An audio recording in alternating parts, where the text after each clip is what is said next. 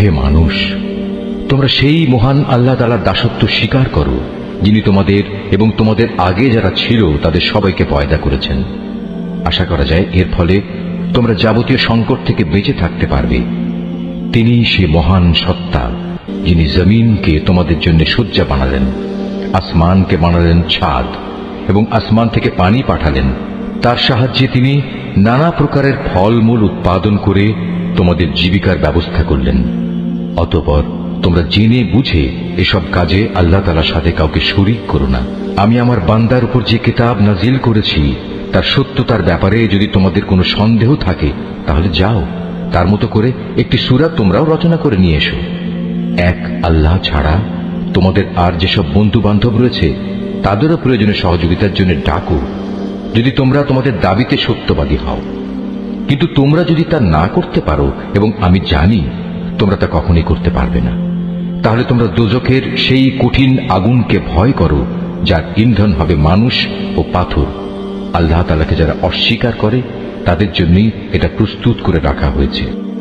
অতঃপর যারা এই কিতাবের উপর ঈমান এনেছে এবং ভালো কাজ করেছে তাদের তুমি হে নবী সুসংবাদ দাও এমন এক জান্নাতের, যার নিচ দিয়ে ঝর্ণা প্রবাহিত হতে থাকবে। যখনই তাদের এই জান্নাতের কোনো একটি ফল দেয়া হবে তখনই তারা বলবে, এ ধরনের ফল তো ইতিপূর্বেও আমাদের দেওয়া হয়েছিল। তাদের মূলত এমনি ধরনের জিনিসই সেখানে দেওয়া হবে। তাদের জন্য আরো সেখানে থাকবে পবিত্র সহধর্মী এবং সহধর্মিনী, এবং তারা সেখানে অনন্তকাল ধরে অবস্থান করবে। সত্য প্রমাণের জন্য আল্লাহ তাআলা মশা কিংবা তার চাইতে উপরে যা কিছু আছে তার উদাহরণ দিতেও লজ্জাবোধ করেন না। যারা আল্লাহর বাণীতে বিশ্বাস স্থাপন করে তারা জানে এ সত্য আল্লাহর কাছ থেকেই এসেছে।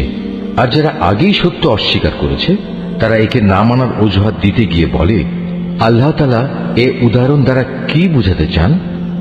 এভাবে একই ঘটনা দিয়ে আল্লাহ তাআলা অনেক লোককে গুমরাহিতে নিমজ্জিত করলেও বহু লোককে তিনি আবার এ দিয়ে হেদায়েতের পথও দেখান। আর কতিপয় পাপাচারী ব্যক্তি ছাড়া তিনি তা দিয়ে অন্য কাউকে গুমরাহিতে নিমজ্জিত করেন না।